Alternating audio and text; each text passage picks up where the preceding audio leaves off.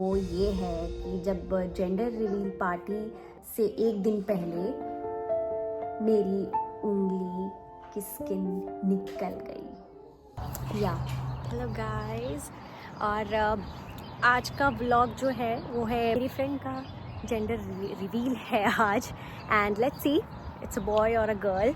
Well, जो मेरा मन है that is for a baby girl, but let's see क्या बताया है जेंडर में. So I'm pretty much excited to go inside and see what's going on. Meanwhile, I'll be making more videos in that. उसके बाद हम मिलते हैं. टा-डा! अभी मैं कोई भी वीडियो नहीं ले पाऊँगी, कोई भी वीडियो अभी मैं रिवील नहीं कर पाऊँगी जो भी इवेंट में चल रहा है अभी. तो मेरी दोस्त का जब बेबी हो जाएगा उसके बाद ही मैं डाल पाऊँगी. So guys, हम लोग अभी जेंडर रिवील पार्टी से होकर आ गए हैं एंड बहुत अभी हेक्टिक लग रहा है बिकॉज़ सुबह के हम लोग गए हुए हैं और मॉर्निंग एट 7 o'clock हम लोग उठे हैं and then we prepared for potluck. तो पॉटलक में यहाँ पर ज़्यादातर क्या होता है कि सब अपने अपने घर से खाना बना के ले जाते हैं. कुछ भी आप बना सकते हो. इट्स नॉट नेसेसरी कि आपको प्रॉपर मेन कोर्स बनाना है. इट्स अप टू यू, आप कुछ भी बनाओ. तो मैंने जो ऑप्शन जो था वो मेरे पास ये था कि सैलेड मैं काट के ले जा सकती हूँ. चाय गर्मा गर्म चाहिए होती है. Of course Indians R T lovers. तो वो लिया था मैंने और फिर मैंने लिया था रायता. तो मैंने 3 ऑप्शंस लिए थे अपने पास जो मैंने सोचा कि मेरे लिए सही हैं और वैसे ही हुआ. और बट वो जो मैं आपको अब वो बताना चाह रही थी वो ये है कि जब जेंडर रिवील पार्टी से एक दिन पहले मेरी उंगली की स्किन निकल गई. या और ये हुआ था एक्साइटमेंट में कि हाँ लाइक दोस्त का जेंडर रिवील है बेबी का और एक्साइटमेंट में कि ठीक है ये सब चल रहा है. सैलेड कट हो रहा है, रायता बन रहा है, चाय बनेगी. तो वो सब चलता रहा और फिर जब मैं सैलेड काटने बैठी तो अचानक से वो स्लाइसर में मेरी उंगली आ गई एंड इट वाज लाइक कि सब ब्लैक आउट हो गया था.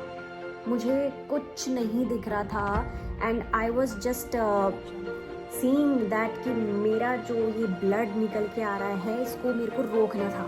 एनी हाउ कैसे भी करके मुझे रोकना था एंड मैं बहुत ज़्यादा पैनिक हो गई. मुझे कुछ पता ही नहीं है कि मैं कर क्या रही हूँ. इट्स लाइक कि आई एम डेड. ठीक है. फिर उसके बाद मैंने देखा, मैंने अपने हस्बैंड को बोला कि ऐसे से, बिकॉज मैं शाउट भी बहुत ज़्यादा कर रही थी, रो भी रही थी बिकॉज मैं पैनिक हो गई थी. और ये वाली सिचुएशन मेरे साथ फर्स्ट टाइम हुआ है एंड आई होप कि ऐसा किसी के साथ ना होए because it's very painful. It's very painful. तो अब फिर उसके बाद जब मैं उठी तो मैं डायरेक्ट वॉशरूम में गई. मैंने पानी में डाल दी उंगली, जो नहीं करना चाहिए था. मुझे गलत था. मुझको अपनी उंगली ऐसे रखनी चाहिए थी, 90 डिग्री पे अपना हाथ रखना चाहिए था. बट वो नहीं रुक रहा था. जब पैनिक हो जाते हो आप तो आपको कुछ नहीं सूझता कि क्या किया जाए, ये क्या हो गया है, ये सब चल रहा था. एंड मेरे husband he was continuously asking me कि क्या हुआ बता, मतलब क्या हुआ, रुक जा, मैं कर रहा हूँ. एंड आई एम लाइक कि नहीं मैं कर लूँगी, छोड़ दे मुझको, आई विल डू इट. थोड़ा सा ये सब चीज़ें हो गई थी और देन उसने यहाँ पे आइस लगाई. आइस के बाद उसको कवर किया अपने हैंकी से. Not 1, not even 2, not even 3, 4 hankies उसने मेरी उंगली पे लगाए. एंड देन उसने प्रॉपर जो बैंडेज होती है उसको ऐसे लगाया. एंड देन फिर मैंने इसको प्रेस करके रखा और 90 डिग्री पे रखा. तो मेरे को एटलीस्ट 1.5 hours लगे थे उस दर्द से निकलने में. और इट्स वेरी पेनफुल. और मैं आपको यही रिकमेंड करूँगी कि if in case by chance अगर ऐसा कट लगता भी है तो हमेशा अपने पास एक पेन किलर स्प्रे रखें, एंटीसेप्टिक स्प्रे रखें. जो स्प्रे इसलिए बोला मैंने क्योंकि जब आपकी डीप कट होता है तो कभी कभी क्या होता है ना कि आप अपनी उंगली से उस वुंड पे नहीं लगा सकते हो, इसलिए स्प्रे रखो। स्प्रे से क्या होगा कि आप जहाँ पे आपकी चोट लगी है, जहाँ पे कट हुआ है, वहाँ पे आप स्प्रे कर सको और आपको थोड़ा सा दर्द होगा, उसके बाद वो दर्द चला जाएगा। तो यही हुआ मेरे साथ और फिर मैंने इसको 1.5 घंटे के बाद मुझे लगा कि थोड़ा सा रिलीफ मिल रहा है, लेकिन माइंड में ये भी चल रहा था कि वो भी करना है, पॉटलक की तैयारी भी करनी है, एक्साइटमेंट भी है, और दूसरी तरफ ये भी चल रहा था कि शायद मैं ना जा पाऊँ। लेकिन दोस्त का दोस्त जब बीच में आ जाते हैं, जब दोस्तों का कुछ प्रोग्राम होता है या दोस्तों से रिलेटेड कुछ होता है ना, तो वो एक अलग ही जॉय होता है। एंड ये बेबी जेंडर रिवील था, तो यहाँ तो बनता ही था जाना।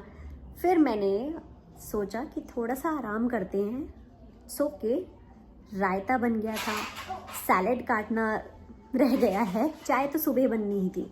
देन मेरे हस्बैंड ने पूरा हेल्प किया, उसने सैलेड काटा, एक क्यूकम्बर, टमाटोज, अनियन, रेडिश, ये सब उसने काटा। उसके बाद उसने सुबह उठ के चाय भी बनाई and like 40 to 50 people somewhere around, जो कि उसने कभी ऐसा नहीं बनाया है, तो उसने वो भी बनाया। देन हम लोग वो बनाया उसने। फिर क्या हुआ, हम लोग घर आ गए क्योंकि 3 बज चुके हैं और हम लोग 9 बजे से स्टार्ट कर दिया था, प्रोग्राम शुरू हो गया था। उसके बाद फिर हम लोग आए, तो मेरा मन था चेरी ब्लॉसम जाने का, जो मैं एक जगह होकर आ गई हूँ, वो है वॉशिंगटन डीसी में। और अभी एक जगह और है जिसमें मेरे हस्बैंड ने बोला कि ठीक है, अब मतलब हम लोग वहाँ भी घूम कर आते हैं एक बार, क्योंकि तुम एटलीस्ट वो दिन में देख सकते हो। क्योंकि जब हम वॉशिंगटन डीसी गए थे चेरी ब्लॉसम का वो देखने इवेंट, तो तब शाम हो चुकी थी और समवेयर अराउंड रात भी हो गई थी, तो वो इतना मज़ा नहीं आया। लेकिन हाँ, अभी हम लोग जा रहे हैं एक जगह, और मैंने आपको उस व्लॉग में भी लिखा था कि वो सरप्राइज़ है, तो यही है वो। बट ऐसा मैं बोलती हूँ क्योंकि वो मेरे लिए तो सरप्राइज़ ही है, बिकॉज़ बहुत कम लोग होंगे जिन्होंने ये सब चीज़ें, ये सब सीनिक मोमेंट्स देखे हैं। And touch wood those people are blessed. और जिन्होंने नहीं देखा है तो फॉर श्योर अगर आप लोग का कभी भी चक्कर लगे गर्मियों के टाइम में, तो हमेशा एक विजिट ज़रूर मारना। ये मैंने बहुत बार बोल चुकी हूँ, चाहे आप वॉशिंगटन में जाओ या फिर आप अगर इधर मैरीलैंड में भी हो, तो बहुत सारी जगह होती है जहाँ पे आप स्प्रिंग ब्लूम देख सकते हो। तो अभी मैं आपको वहीं लेकर चल रही हूँ, केनवुड। तो उस जगह का नाम है केनवुड। पे क्या होता है, वहाँ पे भी पार्किंग का थोड़ा सा सीन रहता है, वो सब मैं आपको बताऊंगी कि क्या होता है, कहाँ पे आप पार्क कर सकते हो और क्या क्या आप देख सकते हो। तो चलिए चलते हैं, जल्दी से मैं तैयार हो जाती हूँ। चलो तैयार हो जाए निर्भय, let's get ready. Okay. And here we are to the Kenwood. So Kenwood की भी स्पेशलिटी यही है कि ये भी चेरी ब्लॉसम जब आता है, जब ये सीज़न आता है, तो केनवुड भी एक ऐसी जगह है जो वॉशिंगटन में चेरी ब्लॉसम नेशनल फेस्टिवल जैसा ही लगता है। सो फ़र्क इतना है कि वॉशिंगटन में बहुत ज़्यादा क्राउड रहता है और केनवुड में कम क्राउड रहता है। एंड टिप्स फॉर विजिटिंग आपके ये हो सकते हैं कि you can visit early in the morning to avoid the crowds. Parking में आपका थोड़ा सा इशू है, यहाँ पे parking is not allowed in the neighbourhood, so you have to find the spot in downtown जो बेथेस्डा में है, and walk the Capital Crescent Trail to access Kenwood. And जो बेस्ट व्यू आप देख सकते हो वो है Kenwood and Dorset avenues, and Kennedy drive provide some of the best viewing spot.